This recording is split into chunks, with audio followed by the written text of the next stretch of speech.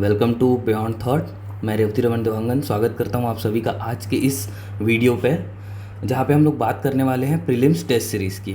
ठीक है, क्या होता है कि हम लोग कभी भी ना प्रिपरेशन के दौरान पे कोई सा भी टेस्ट सीरीज़ परचेज़ कर लेते हैं, जिससे हमको फ़ायदा होगा या नहीं ये हमको पता ही नहीं होता है। हम लोग बस किसी के बात में आके उसको ज्वाइन कर लेते हैं। ठीक है, तो हमको क्या करना है, अभी जो टेस्ट सीरीज़ है ना उसको कैसे परचेज़ करना है, क्या क्या क्राइटेरियाज होने चाहिए उसको परचेज़ करने के पीछे, क्या चीज़ें ध्यान में रखनी चाहिए, उसके बारे में बात करेंगे इस वीडियो पे। ठीक है, अब क्या हो रहा है कि उससे पहले सबसे पहले बात ये है कि sorry for the long gap. बहुत टाइम से वीडियो अपलोड नहीं हुआ है, तो आज ये वीडियो अपलोड हो जाएगा। ठीक है, by 6:30 I am expecting it.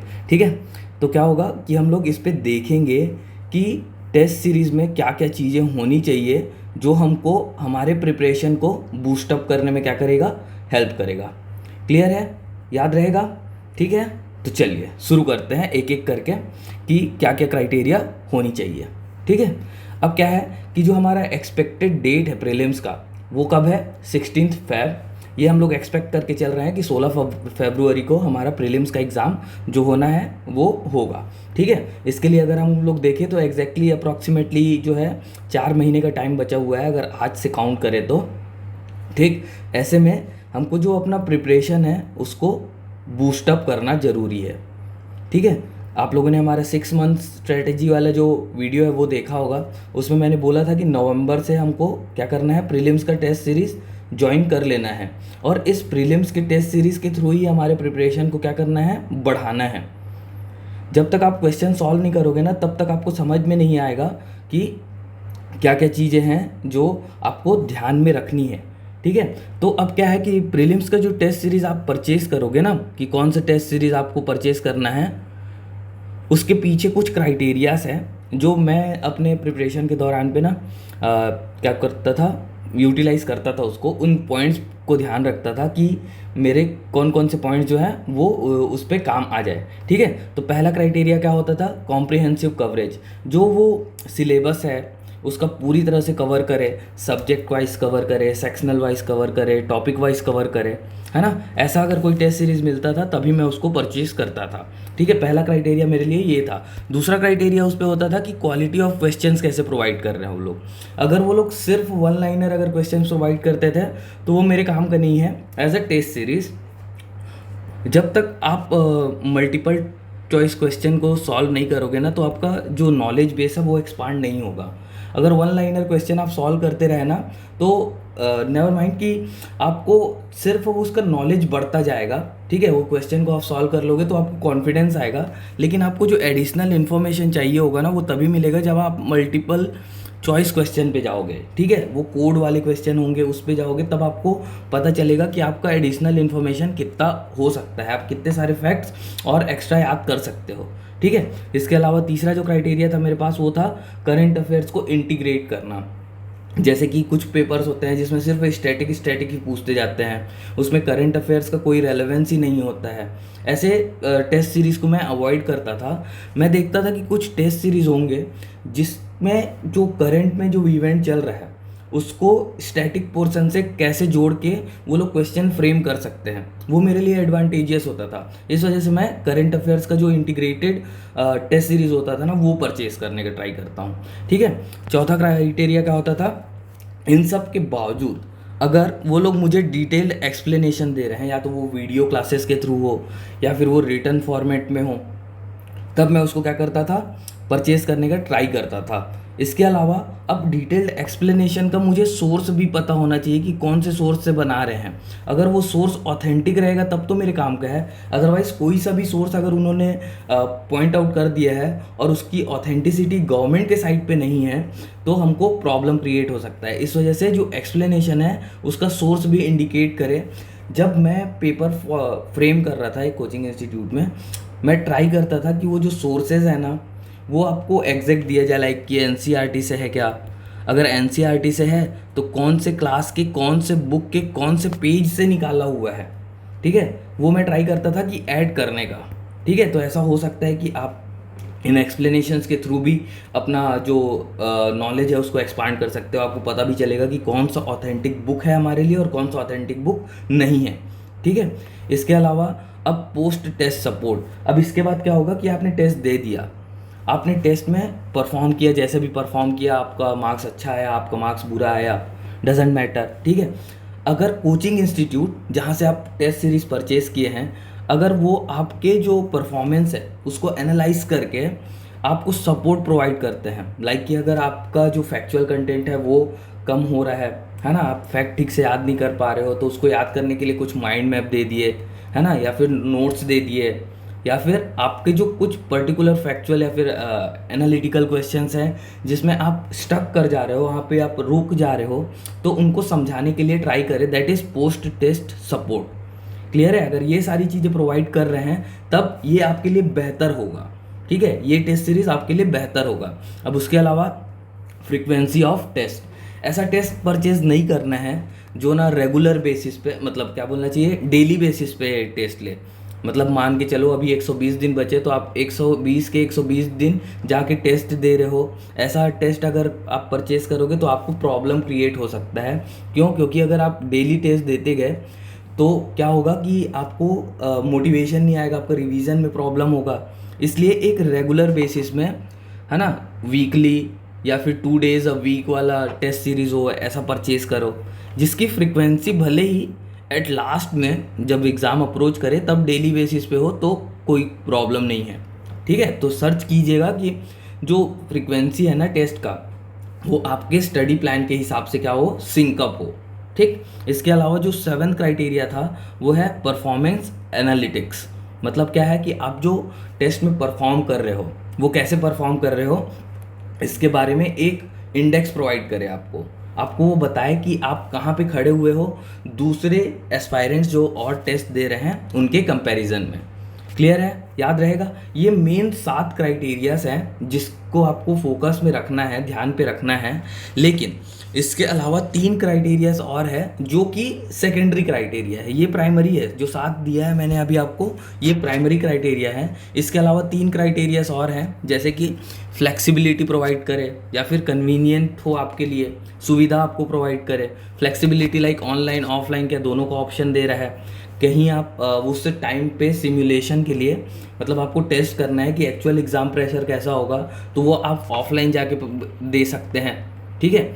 अगर आपको लग रहा है कि आप जा नहीं पा रहे हो टेस्ट देने के लिए, आपको अच्छा टेस्ट सीरीज़ चाहिए, तो क्या वो ऑनलाइन प्रोवाइड कर रहा है, ठीक है। इसके अलावा कन्वीनियंस है, क्या वो जो क्या बोलना चाहिए, टेस्ट जो है वो आपके लिए कन्वीनियंट है या नहीं है, क्या आपके स्टडी प्लान के हिसाब से वो सिंकअप हो पाएगा या नहीं हो पाएगा, इन चीज़ों पे ध्यान देना है। इसके अलावा जो सबसे मेजर जो मोस्ट ऑफ द स्टूडेंट देखते हैं वो है कॉस्ट, कि कितना रुपए में आ रहा है। देखो क्या होता है, अगर ऊपर के 7 क्राइटेरिया है और उसमें रेप्यूटेड कोचिंग इंस्टीट्यूट है, रेप्यूटेड मतलब जो लोग बहुत टाइम से टेस्ट सीरीज़ कंडक्ट करा रहे हैं, उनका चांस ऑफ सक्सेस बहुत ज़्यादा है, तो आपको पैसा देने में नहीं कतराना है। लेकिन अगर वो रिसेंटली मार्केट में आया है, उसके बाद हाई वैल्यू रखे हुए हैं, है ना, रेप्यूटेशन जस्ट बिल्डअप करना चालू किए हैं, ठीक है, अभी बिल्डअप हुआ नहीं है लेकिन वो लोग जस्ट अभी एंटर किए हैं इस मार्केट में और बहुत ज़्यादा हाई कॉस्ट कर रहे हैं, तो वो आपको अवॉइड करना चाहिए, ठीक है। अंडर 1000 प्रीलिम्स के लिए इज़ इनफ मेरे हिसाब से, अगर ये क्वालिटी प्रोवाइड कर रहे हैं तो। अदरवाइज़ फिर कुछ इंस्टीट्यूट हैं जो तो 5000 भी चार्ज करते हैं, तो वो आपके ऊपर है कि आप कौन सा लेना चाहते हो। लेकिन ट्राई कीजिए कि उसका क्वालिटी बेहतर हो एज़ कम्पेयर टू क्वांटिटी, ठीक है। टेस्ट सीरीज़ प्रोवाइडर का रेप्यूटेशन भी देख लेना कि उनका जो, मतलब उनके स्टूडेंट जो प्रीवियस स्टूडेंट रहे हैं उनका क्या रिव्यू है टेस्ट सीरीज़ को लेके, क्या रिकमेंड करते हैं। ऐसा नहीं होना चाहिए कि जो आपको रेप्यूटेशन रिव्यू या रिकमेंडेशन दे रहे हैं ना वो पेड हो। मतलब कुछ ऑफिसर्स होते हैं ना जो कि पेड सर्विस करते हैं, मतलब अगर कोई इंस्टीट्यूट से वो लोग बस नाम लिखा ही है, या फिर कुछ इंस्टीट्यूट क्या करते हैं उनको पेमेंट करते हैं कि आपको हमारे इंस्टीट्यूट के बारे में बहुत अच्छा अच्छा बोलना है। लाइक 12th फेल मूवी देखे है ना आप लोगों ने, उसमें एक जगह पे ऐसा बात होता है कि यहाँ से तो ये पढ़े ही नहीं है, तो आप यहाँ पे इनका नाम कैसे ऐड कर सकते हो, ठीक है। तो इट्स पेमेंट क्राइटेरिया, तो ऐसा नहीं करना है, आपको रिव्यू लेना है ओवरऑल, उसके बाद ही जाके ज्वाइन करना है। ठीक है, अब इसको एक एक करके ना डिटेल में देखते हैं कि एक्चुअल टेस्ट सीरीज में हमको क्या क्या चीज़ें देखनी है। ठीक है, हर एक क्राइटेरिया को देखते हैं कि लाइक कॉम्प्रिहेंसिव कवरेज में कौन कौन सा टॉपिक है जिसके बारे में हमको देखना है। ठीक है, चलो तो फिर स्टार्ट करते हैं। पहला है कॉम्प्रिहेंसिव कवरेज, मतलब क्या है, क्या वो स्टैटिक पोर्शन भी कवर कर रहा है, क्या वो करंट अफेयर्स भी कवर कर रहा है, और अगर दोनों कवर कर रहा है तो क्या वो पूरी तरह से बैलेंस्ड है। ऐसा नहीं होना चाहिए कि करंट अफेयर्स 50 करंट अफेयर्स दे दिए, 50 स्टैटिक दे दिए। जितना रेलेवेंस है करंट का, करंट उतना ही दे, लेकिन रेगुलर बेसिस में दे, हर पेपर में थोड़ा थोड़ा करंट इंक्लूडेड रहे। ठीक है, तो वो ज़्यादा बेहतर रहेगा। लाइक कि 90-10 का रेशियो या फिर 80-20 का रेशियो, ये सारे रेशियो में अगर रहेगा टेस्ट सीरीज तो वो बेटर है, वो कॉम्प्रिहेंसिवली कवर कर रहा है। ठीक है, उसके बाद सेक्शनल टेस्ट हो, सेक्शनल मतलब टॉपिक वाइज हो सकता है, सब्जेक्ट वाइज हो सकता है। ठीक है, लाइक कि ज्योग्राफी में भी बहुत सारे सब टॉपिक्स डिवाइडेड हैं, हिस्ट्री में सब टॉपिक डिवाइडेड हैं, उनके अंदर में जो सेक्शंस है उस पर फोकस करके टेस्ट को कवर किया जाए। ठीक है, इंडिविजुअल सब्जेक्ट, इंडिविजुअल टॉपिक्स को इन डेप्थ एनालिसिस के हिसाब से वो लोग उसको कवर करने का कोशिश करें उस पर्टिकुलर टेस्ट में। लाइक हिस्ट्री का 3-4 टेस्ट ले लिए अलग अलग बेसिस पे, लाइक कैसा, एंशिएंट का अलग, मिडिवल का अलग, और क्या बोलना चाहिए, मॉडर्न का अलग, उसके अलावा फिर आर्ट एंड कल्चर का, है ना, ये सेक्शनल बेसिस पे हो। उसके बाद फिर सब्जेक्ट वाइज 3 लेयर में होना चाहिए एग्जैक्टली। अगर मैं टेस्ट की बात करूँ तो पहला सेक्शनल, फिर सब्जेक्ट वाइज, और फिर फुल लेंथ। ठीक है, ये ट्राई कीजिए कि इन तीनों जो स्टेजेस हैं उसको कवर करने का ट्राई करें। ठीक, अब क्या है, इसके अलावा जो कवरेज है सब्जेक्ट वाइज हो तो स्पेसिफिक एरिया पे भी फोकस करें जो कि इंपॉर्टेंट एरियाज है। ऐसा नहीं कि कोई सभी एरियाज को ज़्यादा इंपॉर्टेंस दे दिए, डिस्प्रोपोर्शनेट नहीं होना चाहिए कभी भी टेस्ट सीरीज। वो एक बैलेंस्ड वे में होना चाहिए कि जहाँ इंपॉर्टेंट एरिया है उससे डेफिनेटली क्वेश्चन पूछे। ठीक है, ना कि उन एरियाज से जिनका रेलेवेंस है ही नहीं। ठीक है, अगर वो मेंस से रिलेटेड हैं तो वो मेंस में पूछे जाएंगे, लेकिन प्रीलिम्स से रिलेटेड है तो क्वेश्चन प्रीलिम्स के हिसाब से ही फ्रेम हो। ठीक है, ओवरऑल प्रिपेयर्डनेस के लिए आप लोग को क्या करना है, फुल लेंथ टेस्ट देना है जो कि मॉक करेगा रियल टेस्ट को। ठीक है, मतलब जो प्रीलिम्स का रियल एग्जामिनेशन होना है 16 फेब को अप्रॉक्सीमेटली, है ना, तो उसको मॉक करे, उसको मिमिक करे, उसको दिखाए, उसके तर्ज पे पेपर बने।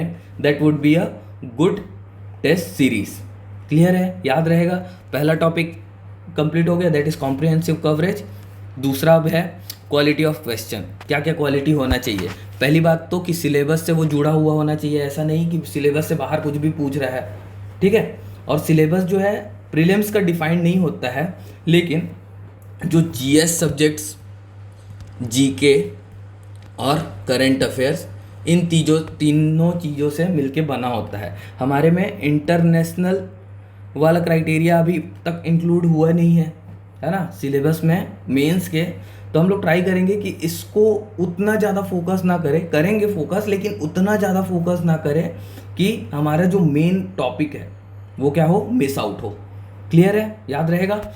अब ऑल इम्पॉर्टेंट एरियाज़ को कवर करें सिलेबस के हिसाब से, स्टैटिक भी और करंट भी। क्लियर है, याद रहेगा। अब डिफ़िकल्टी लेवल, ये बहुत इंपॉर्टेंट हो जाता है कि आपका जो टेस्ट है वो किस क्वालिटी का है। ऐसा नहीं है होना चाहिए कि पेपर पूरा हार्ड ही हार्ड हो। ठीक है, कि 70 नंबर ही आ रहे हैं टेस्ट सीरीज़ में, या फिर मीडियम ही मीडियम हो 90-95 नंबर वाले टाइप के, और एकदम इजी भी ना हो 110-120 आ रहे हैं। ठीक है, आपको एक रेंज पे चलना है जिसमें तीनों का मिक्सचर हो। ठीक, तो क्या होगा ऐसे में, आपका जो आपका क्या बोलना चाहिए रिदम है वो बना रहेगा अगर तीनों लेवल रहेंगे। तो इससे आपको पता चलेगा कि इजी जो क्वेश्चंस थे उसमें आपने कितना एग्जैक्ट सही किया है, मीडियम क्वेश्चन जो थे या फिर मॉडरेट क्वेश्चन जो थे उसको आपने कितना सही किया है, और हार्ड क्वेश्चन जो थे उसको आपने कितना अटेम्प्ट किया है। ठीक है, इससे आपको अपना ओवरऑल प्रिपेयर्डनेस के बारे में पता चलेगा अगर तीनों मॉडल रहेगा तो। ठीक है, अगर तीनों में एक एक ही रहेगा, एक एक स्टेज ही रहेगा ना, तो वो आपको प्रॉब्लम क्रिएट करेगा इन लेटर स्टेज। ठीक है, याद रहेगा। उसके बाद फिर पैटर्न अडेरेंस मतलब क्या है कि क्या वो CGPSC या UPSC के ट्रेंड्स को फॉलो कर रहा है। कैसे? डिफ़िकल्टी लेवल में, स्टाइल ऑफ आस्किंग में, मतलब क्वेश्चन किस हिसाब से वो फ्रेम कर रहे हैं टेस्ट सीरीज़ वाले, उनका डिफ़िकल्टी लेवल कैसा है, लाइक दिस वाला इजी मीडियम हार्ड है या नहीं है, कि सिर्फ हार्ड ही हार्ड दे दिया है, या फिर मीडियम ही मीडियम है, इजी इजी, है ना। ऐसा नहीं होना चाहिए, एक मिक्सचर होना चाहिए, उस पैटर्न को अडेयर करे। क्योंकि इस बारी का जो कट ऑफ दिखाया गया था वो था OBC के लिए 132, है ना, 134 अप्रॉक्स फॉर द जनरल। मतलब क्या था, पेपर बहुत इजी चले गया था, ठीक है। लेकिन हम जब टेस्ट सीरीज़ दे रहे थे उसमें भी क्या होता था कि 164 मार्क्स आता था हाईएस्ट, है ना, 130 के आसपास रहता था टेस्ट, ठीक है। इसके अलावा कई टेस्ट होते थे जिसमें 70-80 ही जा पा रहे हैं। तो क्या होगा कि आपको सारे पेपर्स को ना एक बारी पहले चेक कर लेना है कि वो लोग कैसे क्वेश्चन को फॉर्मेट कर रहे हैं, ठीक है, उसका फॉर्मेटिंग कैसा हो रहा है, लाइक कि कोड वाइज है या नहीं, या फिर सिर्फ वन लाइनर है, या फिर जो स्टेटमेंट बेस्ड है, या फिर अभी जो रिसेंट ट्रेंड आया है UPSC का 1 पेयर 2 पेयर, है ना, 1 statement 2 statement 3 statement all statement, ऐसा वाला क्या उसको फॉलो कर रहा है या नहीं कर रहा है। क्लियर है, याद रहेगा। चल, थर्ड का क्राइटेरिया इस कि करंट अफेयर को क्या इंटीग्रेट कर रहे हैं या नहीं कर रहे हैं, ठीक है। तो जो भी क्वेश्चन फ्रेम होना अभी वो रीसेंट डेवलपमेंट या फिर जो रीसेंट में नया नया चीज़ें इंक्लूड हुआ है उसके साथ में क्वेश्चन फ्रेम हो रहा है या नहीं, या फिर सिर्फ प्रीवियस ईयर के क्वेश्चन को ही क्या बोलना चाहिए, उसको छाप के दे दे रहे हैं। ऐसा नहीं होना चाहिए। अगर प्रीवियस ईयर के ही क्वेश्चन को छाप के दे दे रहे हैं तो आपको अपना टेस्ट देने का कोई मतलब ही नहीं है। क्यों? क्योंकि हमको सबको पता है कि टूटेजा का जो बुक आता है, टूटेजा ट्यूटोरियल्स का, है ना, उनका एक पूरा बुक है जिस पे प्रीवियस ईयर क्वेश्चन को अच्छे से उन्होंने डील किया हुआ है। तो अगर हमको सिर्फ प्रीवियस ईयर क्वेश्चन देना होगा तो हम लोग टेस्ट सीरीज परचेज क्यों करेंगे, है ना। 400 450 का किताब आता है, उसमें हम लोग अपना नॉलेज टेस्ट कर लेंगे, सब्जेक्ट वाइज सेक्शनल वाइज जैसा करना है हमको, है ना। लेकिन हम लोग टेस्ट दे क्यों रहे हैं? क्योंकि उसमें अपडेटेड मटेरियल के साथ में क्या हो, हमारा पूरा का पूरा जो टेस्ट है वो कवर हो, ठीक है। और बैलेंस्ड वेटेज होना चाहिए, लाइक 80-20, 70-25, 75-25 या फिर 90-10, है ना। इनका वेटेज ऐसा होना चाहिए, तब जाके वो बैलेंस्ड होगा, अदरवाइज क्या होगा, डिसप्रपोर्शनेट हो जाएगा। क्लियर है, थर्ड क्राइटेरिया डन। चौथा है डिटेल्ड एक्सप्लेनेशन दे और सॉल्यूशन हो, क्लियर हो वो एक्सप्लेनेशन, और ये एक्सप्लेनेशन हो ना वो दोनों के लिए दे, सही अगर जवाब है उसके लिए भी और गलत अगर जवाब है तब भी। तभी तो आपको पता चलेगा ना कि आपने क्या गलतियाँ की है अपने उस क्वेश्चन को सॉल्व करने में। अदरवाइज अगर आपको सही स्टेटमेंट जो है वो सिर्फ लिख के दे दिया, उसके बारे में सोर्स नहीं दिया है, तो आप तो ढूंढते रह जाओगे ना कि मेरे किताब में कुछ दूसरा लिखा है, दूसरे किताब में कुछ दूसरा लिखा है। तो इससे क्या होगा, कंटेंशन डेवलप होना चालू हो जाएगा, ठीक है। तो इसलिए दोनों का, करेक्ट स्टेटमेंट और इनकरेक्ट स्टेटमेंट, दोनों का एक्सप्लेनेशन क्लियर होना चाहिए, ठीक है। इसके अलावा एक्स्ट्रा इन्फॉर्मेशन भी दें ताकि आपको रिवीजन में या फिर अपने वैल्यू एडिशन में वो काम आए, याद रहेगा। अब इसके अलावा सोर्स ऑफ एक्सप्लेनेशन, ये बहुत ज़रूरी है, आपको भी पता है क्यों। ऑथेंटिक बुक का सोर्स दे, वो गवर्नमेंट का सोर्स दे दे, गवर्नमेंट का साइट दे दे, और सोर्स ऑफ क्वेश्चन, लाइक कि मैं जब क्वेश्चन फ्रेम करता था तो इसका जो सोर्स देता था, लाइक NCERT दिया या फिर ऑथेंटिक बुक दिया, है ना, तो उस पर नीचे पे एक्सप्लेनेशन में मैं ऐड करता था नोट पे जो पर्टिकुलर साइट होता था उसका नाम या फिर उसका लिंक ही शेयर कर देता था, ताकि आप लोग को ईजी पड़े उस पर्टिकुलर क्वेश्चन को फ्रेम करने के पीछे का मोटिव क्या था, या फिर वो क्या स्टेटमेंट था उस साइट पे जिसको मैंने मैनिपुलेट किया और एक क्वेश्चन फ्रेम किया, ठीक है, याद रहेगा। क्लियर है, चलो next one would be frequency of test. Regular test होना चाहिए 2 days अ वीक या फिर वीकली। पीरियोडिक असेसमेंट हो उसका भी, मतलब अगर 2 दिन हो रहा है एक हफ्ते में, लाइक कि अगर मान लेते हैं बुधवार को हुआ और एक शनिवार को हुआ, अगर ये 2 दिन हो रहा है तो आपके पास गुरुवार को एनालिटिक्स प्रोवाइड हो जाए या फिर शुक्रवार को एटलीस्ट आपका जो असेसमेंट है वो रेडी हो जाए फ्रॉम द क्लासेस। मतलब दूसरे टेस्ट के होने से पहले आपके पास में आपका रिजल्ट होना चाहिए, ठीक है, जिससे आपको पता चले कि आपको कहाँ पे इम्प्रूव करना है, कहाँ पे इम्प्रूव करने की ज़रूरत नहीं है, आपकी प्रायोरिटीज़ डिसाइड करना ईजी हो जाएगा। ठीक है, इसीलिए मैं बोल रहा कि डेली बेसिस में टेस्ट नहीं होना चाहिए। अगर डेली बेसिस में हुआ तो आप लोग अपने आप को असेस नहीं कर पाओगे। क्लियर है, याद रहेगा। Next one is revision test. अब देखो, कॉम्प्रिहेंसिव कवरेज किए थे जब हम लोग फर्स्ट क्राइटेरिया में, तो वहाँ पे क्या था कि हम लोग देख रहे थे कि जो हमारा सेक्शनल टेस्ट हो रहा है, सब्जेक्ट वाइज हो रहा है ना, टॉपिक वाइज हो रहा है। अब इसको रिवीजन करने के लिए दो टॉपिक को मिला दिया जाए, लाइक सब्जेक्ट वाइज को मिला दिए और टॉपिक वाइज को मिला दिए, या फिर सेक्शनल वाइज को मिला दिए, या फिर सब्जेक्ट वाइज को मिला दिए। ऐसे करके एक सेकेंड स्टेज डेवलप करे जिसमें आपको उस टॉपिक से या फिर उस सब्जेक्ट का पूरा नॉलेज कवर हो जाए। ठीक है, ट्राई करना कि जो टेस्ट सीरीज में फर्स्ट टेस्ट में जो क्वेश्चन आया है वो क्वेश्चन फिर कभी रिपीट ना हो। ठीक है, उससे मिलता जुलता क्वेश्चन बना सकते हैं, लेकिन सेम क्वेश्चन अगर रिपीट हो गया ना तो इसका मतलब ये है कि वो लोग सिर्फ टेस्ट लेना चाहते हैं, है ना, क्योंकि एज अ काम है वो, ना कि एज एन इम्प्रूवमेंट। आपके लिए कोई फ़ायदा नहीं है फिर अगर टेस्ट क्वेश्चन रिपीट हो रहा है, तो आपको पास एडिशनल इन्फॉर्मेशन आएगा ही नहीं। ठीक है, तो रिवीजन टेस्ट हो, क्यूमुलेटिव होना चाहिए वो भी। रीटेस्ट का आपके पास एक अप्रोच होना चाहिए, मतलब आपके पास रीटेस्ट देने का सेम क्वेश्चन को आपके पास वो सुविधा होनी चाहिए कि आप उस एग्ज़ाम को फिर से टेस्ट कर सको। लाइक ऑनलाइन टेस्ट में होता है ना कि आपके पास 5 अटैम्प्ट्स होते हैं उसको देने के लिए, है ना। तो आई विल सजेस्ट कि ऑफलाइन प्लस ऑफलाइन ऑनलाइन दोनों परचेज करके रखो। ऑफलाइन आप टेस्ट सेंटर पे जाके दो, और ऑनलाइन जो है वो अपना रीअसेसमेंट या फिर रीटेस्ट के लिए ना बचा के रखो, जो कि आप घर पे आओगे ना तो जब आपको लगेगा कि आपको प्रिपरेशन हो चुका है फिर से उस टॉपिक को लेके, तो आप क्या करोगे, उसको रीटेस्ट करोगे, अपने नॉलेज को फिर से रीटेस्ट कर सको। ठीक है, हेल्पफुल इन असेसमेंट। क्लियर है। उसके अलावा फिर पोस्ट टेस्ट सपोर्ट। अब पोस्ट टेस्ट सपोर्ट में क्या है, डाउट रिजोल्यूशन हो, डाउट क्लियरिंग सेशन होना चाहिए कि अगर आपके पास कोई डाउट है, आपको कोई क्वेश्चन सही लग रहा है आपको अपने तरफ से, आपके सोर्स के हिसाब से, लेकिन क्लास वालों ने उसको अपोजिट लिया है आंसर को, तो आप उसके हिसाब से अपना डाउट क्लियर कर सको, ताकि जब आप एग्ज़ाम में बैठो तो आपको वो डाउट सेशन की वजह से क्या हो, अपना जो टेस्ट है ना, मतलब अपना जो आंसर है वो क्लियर रहे कि कुछ भी हो मुझे ये आंसर ही टिक करना है। याद रहेगा। इसके अलावा फिर वैल्यू एडेड मटेरियल्स दे, रिवीजन नोट्स दे दे, स्टडी प्लान दे दे, माइंड मैप दे दे, सब्जेक्टिव रिसोर्सेज दे दे, हर एक टॉपिक को लेके अलग अलग, है ना। तो ये सारी चीज़ें पोस्ट टेस्ट सपोर्ट में आ जाएगा। क्लियर है। Next one would B performance analytics. ये सबसे ज़्यादा इम्पॉर्टेंट रखता है आफ्टर दिस 6 क्राइटेरिया। क्यों? क्योंकि इसमें आपको अपने परफॉर्मेंस का रिपोर्ट मिलेगा, इन डेप्थ एनालिसिस कि आपने टेस्ट में कितने इजी क्वेश्चंस थे और उन इजी क्वेश्चंस में आपने कितने सही किए हैं।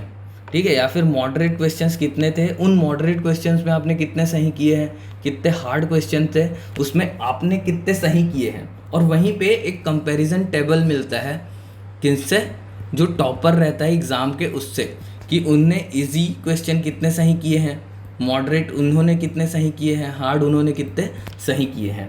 क्लियर है। इसके अलावा कंपैरिजन टेबल, जो इसकी बात कर रहा था मैं, कंपैरिजन टेबल, ओवरऑल रैंक। बहुत बड़े बड़े इंस्टीट्यूट जो होते हैं, जो ओवरऑल छत्तीसगढ़ में अगर ले रहे हैं टेस्ट को, या फिर ओवरऑल इंडिया अगर टेस्ट ले रहे हैं, तो उनके पास एक ओवरऑल रैंक जनरेट करते हैं। वो मान लेते हैं कि 1000 लोग पूरे छत्तीसगढ़ में उस कोचिंग इंस्टीट्यूट का टेस्ट ले रहे हैं, तो उन 1000 में आपका रैंक कितना है, आपका परफॉर्मेंस कैसा है, ये इम्पॉर्टेंस रखता है जब आप अपने परफॉर्मेंस रिपोर्ट पे फोकस करते हो। ठीक है। एक्यूरेसी असेसमेंट, लाइक अगर हार्ड क्वेश्चन हुआ, ठीक है, जिसमें आपने गैस किया है, या फिर मीडियम क्वेश्चन है जिसमें आपने गैस किया है, तो वो गैस में कितने आपके सही हैं, एक्यूरेसी कितनी है आपकी उन क्वेश्चंस को लेके। अगर आपने मान लेते हैं 70 क्वेश्चंस अटेम्प्ट किए हैं आउट ऑफ 100, और अगर आपका सही हो रहा है उसमें 60, मतलब आपकी एक्यूरेसी अच्छी है। ठीक है, 10 क्वेश्चन का जो मार्जिन है वो लेके चलते हैं, उसमें कोई भी प्रॉब्लम नहीं है। ठीक है, लेकिन अगर मान लो कि 70 क्वेश्चन आपने अटेम्प्ट किया है और 40 सही है और 30 गलत है, तो आपको अपने सेल्फ असेसमेंट में इम्प्रूवमेंट का क्या बोलना चाहिए, क्राइटेरिया रखना चाहिए कि आपको अपने आप को इम्प्रूव करने के लिए सोचना चाहिए। ठीक है, आप कितने टाइम में उस क्वेश्चन को सॉल्व कर पा रहे हो। लाइक कि अगर 100 क्वेश्चन है, आप अगर 1.5 घंटे में पूरा पेपर को ईजिली सॉल्व कर ले रहे हो तो कोई प्रॉब्लम नहीं है। अगर आपको सॉल्व करने के लिए पूरे 2 घंटे लग जा रहे हैं ना, तो यहाँ पे एक प्रॉब्लम है। आपको एनी हाउ 1.5 आवर्स में पेपर को ख़त्म करना है, ताकि आप जो थर्ड स्टेज का रिवीजन होता है ना, इसके बारे में मैं बात करूँगा अपने नेक्स्ट वीडियो में, जिसमें मैं बताऊँगा कि अगर टेस्ट सीरीज़ आपने परचेज़ कर लिया है तो उसको यूटिलाइज कैसे करना है। क्लियर है, याद रहेगा। तो इस 1.5 घंटे में आपको पहले तो पेपर कंप्लीट कर लेना है, क्योंकि बबल भरने में अप्रॉक्सीमेटली 10 मिनट्स लगेंगे, ठीक है। और 10 मिनट्स के अलावा 20 मिनट और ले लेते हैं, जिसमें आपको क्या करना है, अपने आंसर को इवेल्युएट करना है कि आप सही में वो आंसर चूज़ करना चाह रहे हो या नहीं करना चाह रहे हो। क्लियर है, याद रहेगा। ओवरऑल एफिशिएंसी इससे आपको अपनी पता चलेगी। फ्लेक्सिबिलिटी होनी चाहिए टेस्ट में। ये 3 क्राइटेरिया जो है ये आपके ऊपर है कि आप लोग इसको देखना चाहते हो या नहीं। ऑनलाइन ऑफलाइन दोनों प्रोवाइड करें तो बेहतर है, ठीक है। पास्ट टेस्ट से एक्सेस मिल सके, मतलब हमारे पास अगर हम ऑफलाइन ही सिर्फ परचेज़ करते हैं तो हमारे पास वो पेपर अवेलेबल हो। ऐसा ना हो कि उन्होंने टेस्ट लिया और पेपर वापस ले लिया, ये नहीं होना चाहिए। आपके पास उसका एक्सेस होना चाहिए, ठीक है। इसके अलावा अगर आपने कोई टेस्ट दिया है तो उसको रीटेस्ट कर सको, ये भी एक कन्वीनियंस होना चाहिए आपके पास। क्लियर है। तो इसका सजेशन क्या रहेगा कि ऑफलाइन और ऑनलाइन दोनों रहे, ऐसा टेस्ट आप परचेज कर सकते हो फॉर बेटर इम्प्रूवमेंट। क्लियर है। अब रेप्यूटेशन ऑफ टेस्ट प्रोवाइडर, जो टेस्ट प्रोवाइडर है, मतलब जो टेस्ट कंडक्ट करा रहे हैं, उनका ट्रैक रिकॉर्ड कैसा है ना, कि उसका फैकल्टी एक्सपर्टीज़ कैसा है, जो क्वेश्चन फ्रेम कर रहे हैं वो लोग क्या रेप्यूटेड है, मतलब उनको आता है या नहीं, ठीक है। क्वेश्चन फ्रेम करना, ऐसा नहीं कि सिर्फ स्टेटमेंट को एज इट इज़ उतार दे रहे हैं, उसमें थोड़ा सा सोच के बनाया गया है क्या वो क्वेश्चन। इसके अलावा जो प्रीवियस स्टूडेंट थे उनका रिव्यू या रिकमेंडेशन कैसा है उस टेस्ट प्रोवाइडर को लेके। क्लियर है। इसके अलावा अफोर्डेबल होना चाहिए प्राइस में। मुझे लगता है कि 1000-1200 तक अगर कोई से टेस्ट अगर आपको मिल रहा है, 1500 तक भी अगर मिल रहा है तो आप परचेज़ कर लो। उसका वैल्यू और कॉस्ट रेशियो जो है ना वो हाई होता है, ठीक है। इन सब चीज़ों के बाद, मतलब जो कॉस्ट और वैल्यू है वो लास्ट में देखना, उससे पहले इन सारी चीज़ों पे पहले तो 7 पॉइंट को देखना है, उसके बाद 8वां और 9वां, फिर लास्ट में आपको देखना है क्या कि वो कितना पैसा चार्ज कर रहा है, ठीक है। और एक्सेस टू पास टेस्ट है या नहीं है। क्लियर है, याद रहेगा। अगर वीडियो पसंद आया हो तो लाइक कर दीजिएगा, शेयर कर दीजिएगा, और अगर ऐसे ही वीडियो और चाहिए तो चैनल को सब्सक्राइब कर दीजिएगा और बेल आइकन को दबा दीजिएगा। क्लियर है। Thank you very much.